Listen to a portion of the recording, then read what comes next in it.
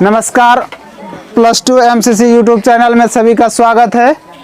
तो चलिए आज हम फिर वीडियो को आगे बढ़ाते हैं, जिसमें आज हम लोग पढ़ेंगे संघनन के बारे में। वाष्पीकरण, क्वथनांक और गलनांक या द्रवनांक और हिमांक के बारे में पढ़ेंगे।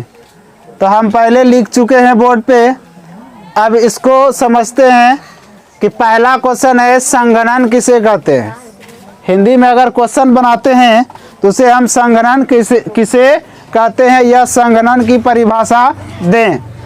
उसके बाद उसका परिभाषा हम लिख चुके हैं, तो परिभाषा को समझना यह क्या करे, तो कहता है किसी पदार्थ के वाष्पीय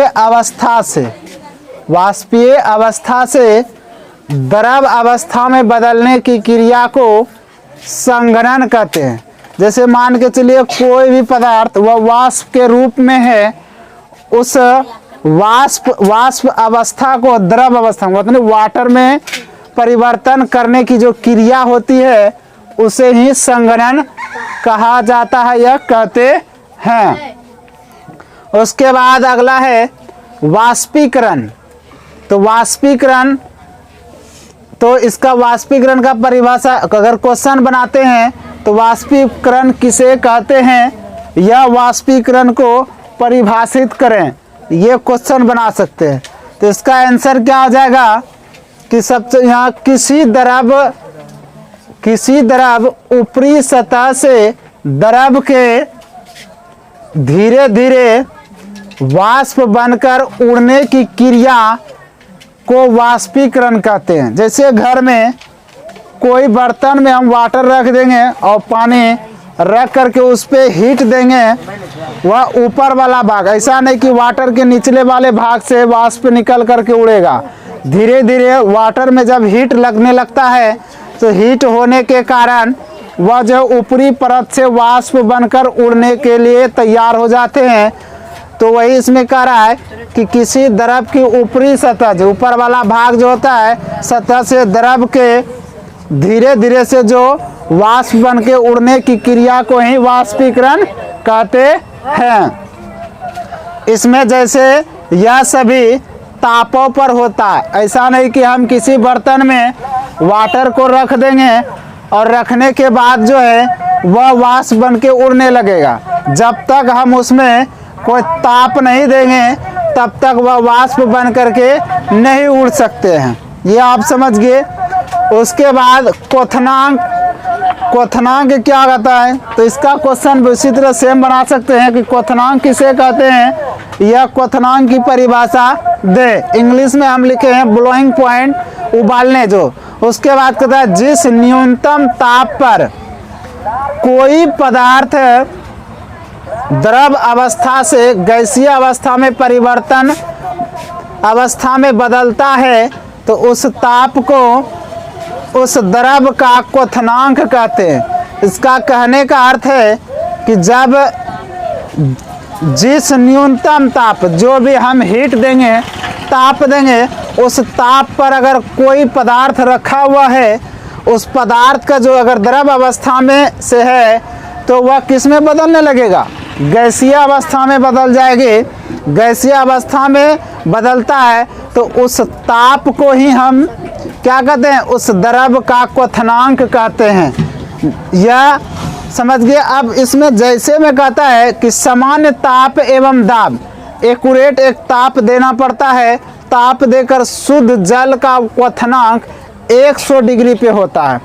अगर मान के चलिए चापाकल का पानी या कुआं का पानी होता है, उसको शुद्ध करना है तो सामान्य ताप पर 100 डिग्री सेंटीग्रेड पे दे करके उस जल को हम शुद्ध कर सकते हैं।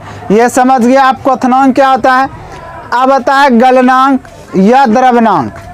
तो मेल्टिंग पॉइंट, तो गलनांक क्वेश्चन हो जाएगा आपका कि गलनांक किसे कहते हैं, या गलनांक की परिभाषा दे।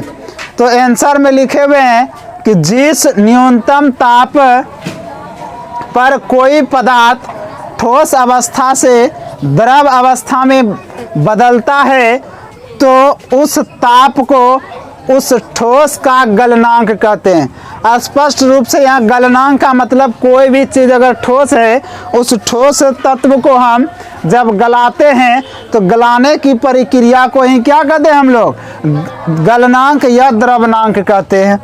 तो फिर से समझा दे रहे हैं कि जिस न्यूनतम ताप, अगर कोई भी हम ताप दे रहे हैं उसका एक्यूरेट ताप होता है, ताप पर होने के बाद जब पदार्थ ठोस हो जाता है तो ठोस अवस्था से वह किस अवस्था में परिवर्तन हो रहे हैं, द्रव अवस्था में। तो द्रव अवस्था में जब बदलता है तो उस ताप को उस ठोस का गलनांक कहते हैं। काहे कि ठोस चीज को हम लोग क्या कर रहे हैं, गला रहे हैं, इसीलिए उसको ठोस का गलनांक कहते हैं। अब आता है हिमांक। तो हिमांक फ्रीजिंग पॉइंट, फ्रीजिंग का मतलब होता है जमना, ठंडापन। तो इसका क्वेश्चन सेम बनेगा कि हिमांक किसे कहते हैं या हिमांक की परिभाषा दें। तो हम यहाँ परिभाषा पहले से लिख चुके हैं कि जिस न्यूनतम ताप पर कोई पदार्थ द्रव अवस्था से ठोस अवस्था में बदलता है तो उस ताप को हिमांक कहते हैं। इसका कहने का अर्थ है कि अगर हमारे पास वाटर रखा हुआ है, बोतल में पानी भर दिए, अगर हम उसको बर्फ़ बनाना चाहते हैं तो वह प्रक्रिया जब होती है तो न्यूनतम ताप, जैसे अब वाटर को बर्फ़ में कैसे ला सकते हैं, उबाल करके तो ला नहीं सकते, उसको हम फ्रिज में डाल सकते हैं। तो फ्रिज में जब डालने के बाद एक न्यूनतम ताप देते हैं, ताप देने के बाद वह आपका द्रव अवस्था से किस अवस्था में बदल जाता है, ठोस अवस्था में। ठोस अवस्था में बदलने की ही क्रिया को हम लोग क्या कहते हैं, हिमांक कहते हैं, या इंग्लिश में फ्रीजिंग पॉइंट कह सकते हैं। तो आप समझ गए होंगे। हम अभी बता दें संघनक किसे कहते हैं, वाष्पीकरण, क्वथनांक, उसके बाद गलनांक या द्रवनांक या हिमांक, ये आप समझ गए परिभाषा। तो ये जो है आपका इस चैप्टर का लास्ट वीडियो है। अगले दिन हम मिलेंगे नेक्स्ट वीडियो में नेक्स्ट चैप्टर के साथ। और आज इस वीडियो का आखिरी वीडियो। तो चैनल पे अगर नए हैं तो चैनल को सब्सक्राइब करें और घंटा वाले बेल को दबाने के लिए नहीं भूलें। अगर चैनल पर पता नहीं चलता चैनल का नाम क्या है तो +2 MCC घुटियानी, +2 MCC घुटियानी लिखिए और सर्च कर लीजिए, तो उसमें आपको पता चल जाएगा कि चैनल का नाम। ये आप किसी भी या गूगल में डालिए या यूट्यूब चैनल पे जाके सर्च कीजिए, इस पे आपको सारा वीडियो मिल जाएगा। तो वीडियो को लास्ट तक ज़रूर देखें और अपने दोस्तों के साथ शेयर करें।